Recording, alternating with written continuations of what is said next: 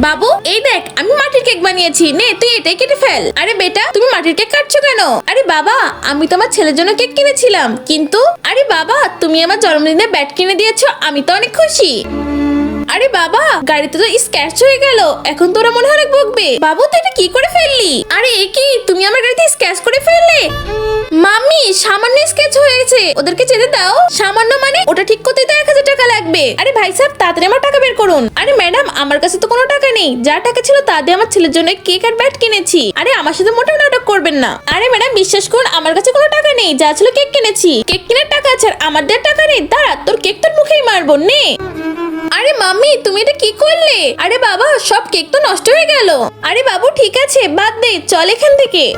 আরে বাচ্চা তোমার সাথে তো অনেক বড় অন্যায় হয়েছে, দাঁড়াও আমি একটা ব্যবস্থা করি। ফুস এই নাও। আরে দেখ দেখ বাবু সত্যিকারের কেক হয়ে গেল। বাবু এই দেখ তোর কেক। আরে বাবা আপনাকে অনেক ধন্যবাদ। বাবু নে তাড়াতাড়ি কেকটা